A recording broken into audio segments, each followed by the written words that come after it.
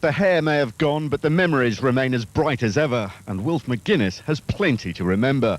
42 years ago, he was part of the Busby Babes squad which so nearly pulled off the treble of league title, FA Cup and European Cup.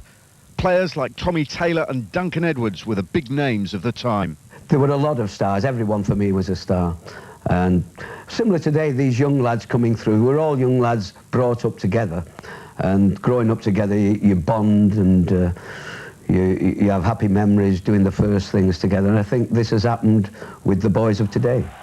And what of the boys of today? Well, Dwight York's double put United in the semi-finals of the FA Cup. David Beckham's goal at Wimbledon keeps them clear at the top of the Premiership. And of course, Ryan Giggs' last-gasp semi-final equaliser means the European dream's still alive.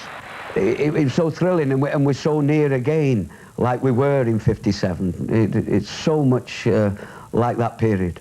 Back in '57, was there talk of a treble like there is now? Well, yes, we knew what we were going for, but the league was in our pockets. It's a lot closer now in all three trophies. Yes, the league championship that year was secured by an 8-point margin. McGuinness, by the way, the man at the back with the goatee. So it was the European Cup was the biggest one at that time. That was the one we were really after.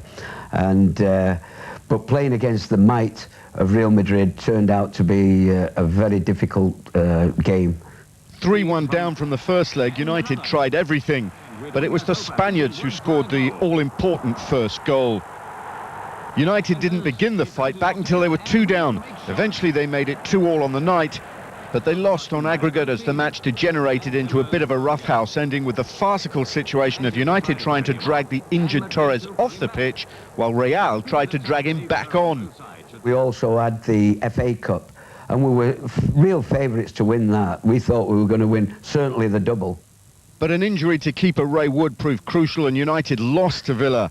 And less than a year later, the Busby Babes lined up for the last time. The Munich air crash was to destroy their dream.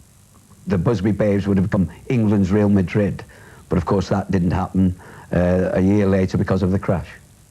McGuinness missed that fateful trip because of injury, and though his Old Trafford career flourished for a while, by the mid-60s he was helping coach England's World Cup squad, standing next to Sir Alf himself, before succeeding Sir Matt and becoming United's youngest ever manager.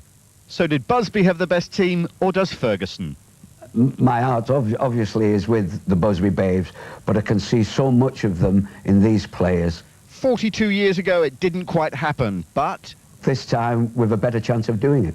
And he should know. Nick Collins.